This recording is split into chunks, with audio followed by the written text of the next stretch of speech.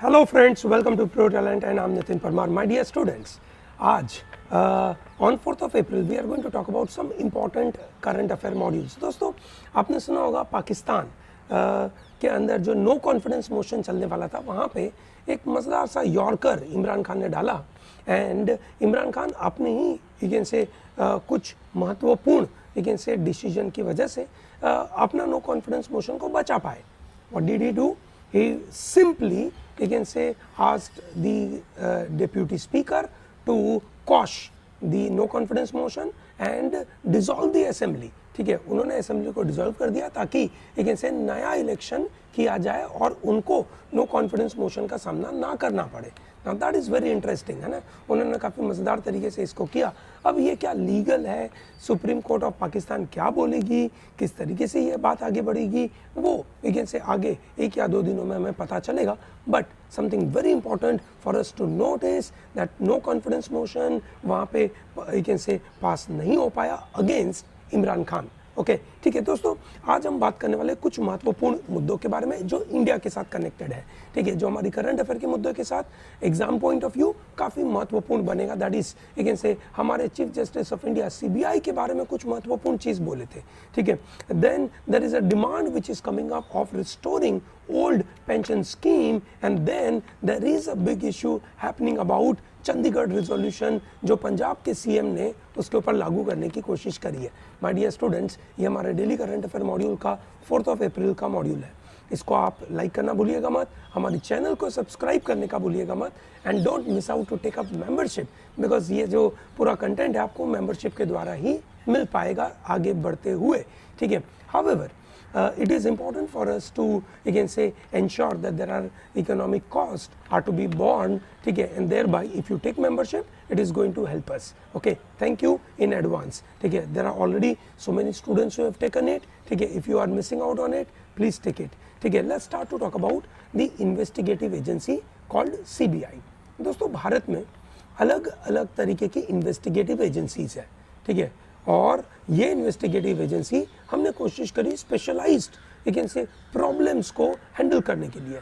दोस्तों, वही जो अलग अलग स्पेशलाइज्ड एजेंसीज हमने बनाई वही आज एक बड़ा प्रॉब्लम क्रिएट कर रही है और इसीलिए chief justice of India NV Ramana साहब उसके बारे में अपना एक अच्छा सा ओपिनियन देने की कोशिश कर रहे हैं. सबसे पहले ये समझे कि कौन कौन सी इन्वेस्टिगेटिव एजेंसी है इंडिया में.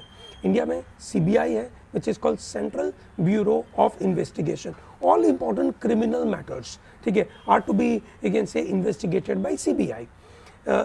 Criminal matters note किया जाए. ठीक है, then we have Enforcement Directorate. Whenever there are some issues connected to economic offences, ठीक है, then we have again say Enforcement Directorate coming into the picture. तो आप देखते होंगे बहुत सारे पॉलिटिशियंस के पीछे एनफोर्समेंट डायरेक्टोरेट पड़ा रहता है, भले वो फिर रॉबर्ट वाड्रा हो या फिर एक से महाराष्ट्र में मलिक साहब हो, ठीक है ना, या देशमुख साहब हो, सबके ऊपर एनफोर्समेंट डायरेक्टोरेट परेशान करता रहता है. ठीक है, and then we have again say SFIO, serious fraud investigation office. Now that looks at serious economic offences बड़े से, है ना, लाइक विजय माल्या और Nirav Modi kind of thing, उसके ऊपर इन्वेस्टिगेशन करने के लिए SFIO है. ठीक है, फिर narcotics control bureau which is about investigative agency connected to drugs, है ना, नार्कोटिक्स उसके रिलेटेड अवेलेबल है. तो अलग अलग एजेंसीज है.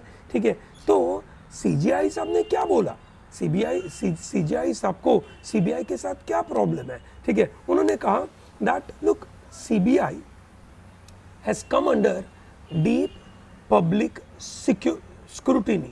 ठीक है, पब्लिक स्क्रूटिनी में ये बहुत अच्छी तरीके से आ गई और लोग उससे नाराज है. उसके एक्शंस और इनएक्शंस have raised questions by public about it's credibility. बिल्कुल सही बात है, क्योंकि CBI एक तरीके से उसके जो पॉलिटिकल मास्टर्स है दैट इज सेंट्रल गवर्नमेंट, ठीक है, उनका केज्ड पैरेट बन चुका है.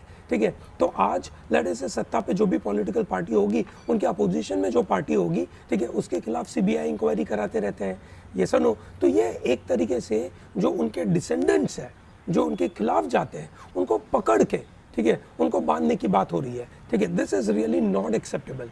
ठीक है, सो दोस्तों, CBI ऐसा क्यों करती है, सवाल यही पैदा होता है. तो उसका ओरिजिन देखना पड़ेगा। CBI was started in 1963 by ministry of home affairs, ठीक है, primarily for the investigation purpose. पूरे कंट्री में एक ऐसे क्राइम रिलेटेड इन्वेस्टिगेशन करना है तो सीबीआई की ज़रूरत पड़ती है। पर भैया सीबीआई जो 1963 में बनाया है, ठीक है, तो उसमें सेंट्रल गवर्नमेंट ने अपने हाथ में पावर लिया, पर police remain the state subject, ठीक है। आपने देखा होगा ना, वो सिंघम के अंदर सिंघम बोलता है गोवा पुलिस, ठीक है ना, Bajirao Singham Goa police. What is the meaning to that? It is a state subject, ठीक है। So therefore you can say CBI when it is carrying out investigation on the crime related matter connected to the state, it has to take permission of the state, ठीक है। and when the issue grows up in a big way at the center level, ठीक है, जब वो centre level के बारे में बात बन जाती है तो सेंटर यू कैन से फोर्सफुली सीबीआई का इन्वेस्टिगेशन करवा सकती है, ठीक है। तो ये केज्ड पैरेट बन चुका, अपने मास्टर की वॉइस से बोलता रहता है, ठीक है। दोस्तों ये जो सीबीआई है, ठीक है, वो कोई एक ऐसे सेंट्रल गवर्नमेंट के पावर से नहीं बना है। इसकी वजह से सीबीआई को अगर स्टेट में इन्वेस्टिगेशन करना है तो स्टेट का उसको परमिशन चाहिए। सो सीबीआई किसके द्वारा एस्टैब्लिश हुआ है?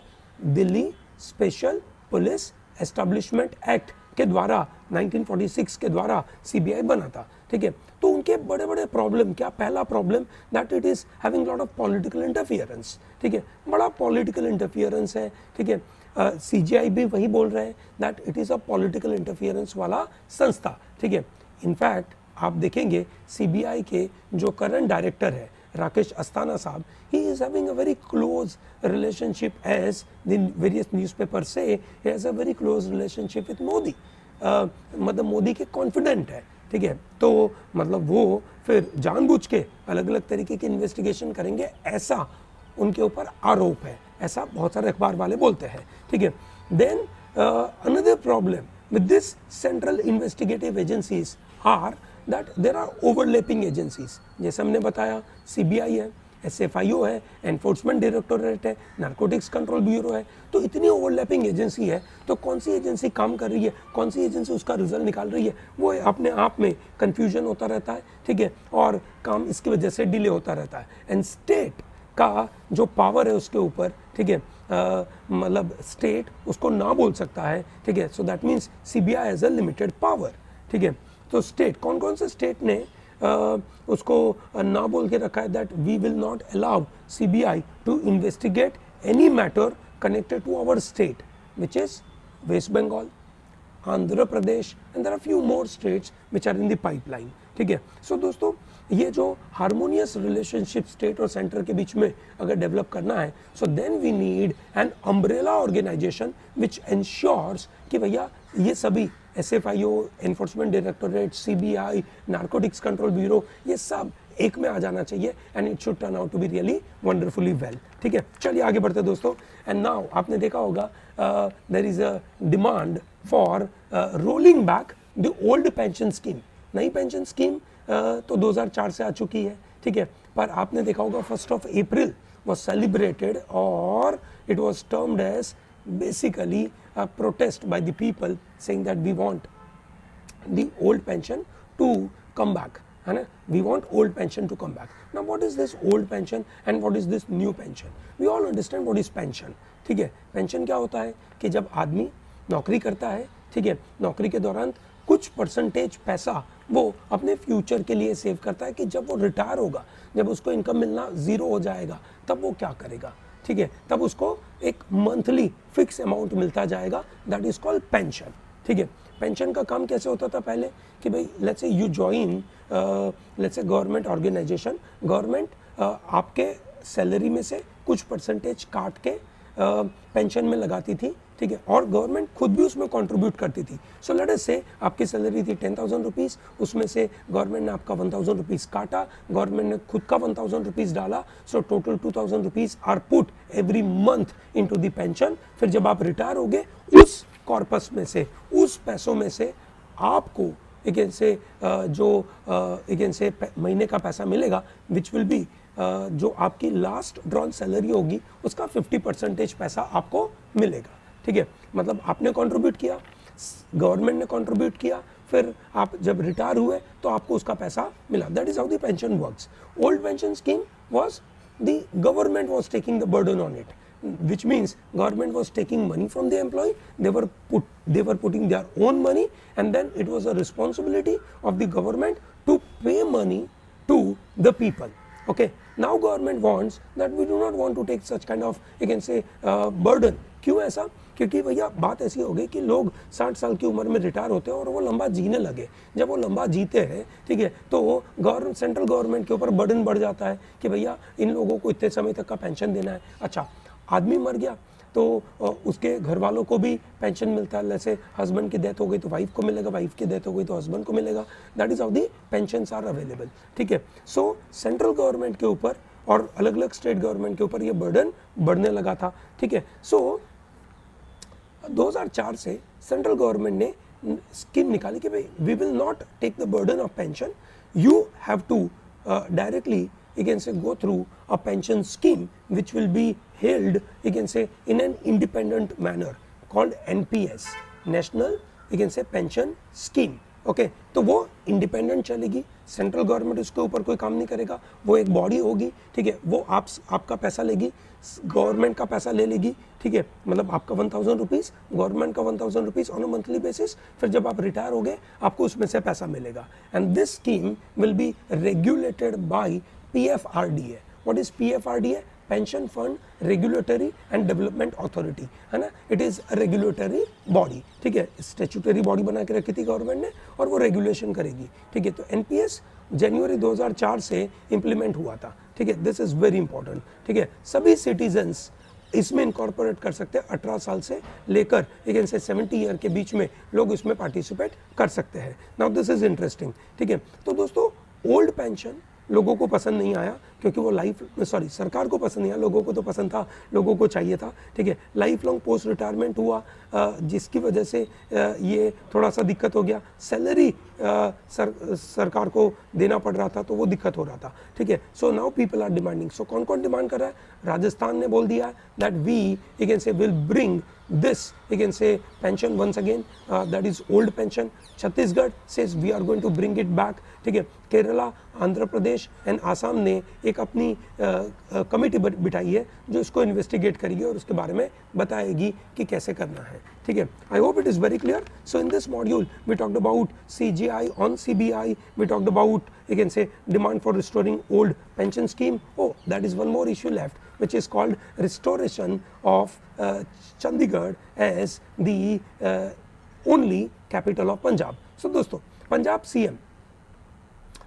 CM के बारे में बात करें, भगवंत मान के बारे में. ठीक है, और क्योंकि पंजाब में अब आम आदमी पार्टी की सरकार आई है, सो सम और the other way they want to try and show that they are doing something very unique. Okay, तो जाकर पूरे इंडिया में उनका नाम बनेगा. That is what they are trying to capture the opportunity. So one of the opportunity they are, you can say, capturing is seeking immediate transfer of Chandigarh to Punjab. दोस्तों, पंजाब और हरियाणा एक बड़ा सा कॉमन स्टेट हुआ करता था. ठीक है, पार्टीशन के बाद जब पंजाब नाम का स्टेट अलग अलग भाग में डिवाइड हुआ, पाकिस्तान में चला गया और यहाँ पे एक बड़ा सा पंजाब हरियाणा वाला पार्ट आ गया. ठीक है, तो हमने सोचा कि एक पंजाब का जो कैपिटल था लाहौर, ठीक है, तो यहाँ पे भी एक अच्छा सा कैपिटल होना चाहिए. तो हमने चंडीगढ़ स्पेशल कैपिटल बनाया. लू कॉर्बुजियर करके भाई साहब फ्रांस के आर्किटेक्ट को बनाया and that became the first plan city of the country. ठीक है, 1966 में जब पंजाब स्टेट को दो अलग अलग स्टेट में डिवाइड किया गया, which is Punjab and Haryana, कुछ part of Himachal Pradesh also came in the hand of Haryana. ठीक है, तो there was a dispute about कि भैया स्टेट का कैपिटल कौन सा रखा जाए. सो सेंट्रल गवर्नमेंट ने बोला कि temporary for few years, some around 5 years, will keep Chandigarh as a common capital for Punjab and Haryana. फिर हरियाणा अपना खुद का कैपिटल बनाएगा. ठीक है, पर हरियाणा ने कभी भी अपना खुद का कैपिटल बनाया नहीं and they continued, you can say, Chandigarh as a union territory and continued as a capital of Haryana. दोस्तों, कैपिटल के यूनियन टेरिटरी के साथ, चंडीगढ़ के यूनियन टेरिटरी के साथ एक महत्वपूर्ण बात आपको पता होनी चाहिए, that governor of Punjab acts as lieutenant governor of Chandigarh. I am sure you know union territory, India में जो 8 यूनियन टेरिटरीज है, उन 8 यूनियन टेरिटरी में सबके अपने अपने लेफ्टिनेंट गवर्नर होते हैं। उनमें से we can say 3 union territory, that is Jammu Kashmir, Pondicherry and Delhi, okay, they have you can say special status by legislative assembly. तो उनकी डेमोक्रेटिक एस्पिरेशंस को फुलफिल करने के लिए there are you can say CM available.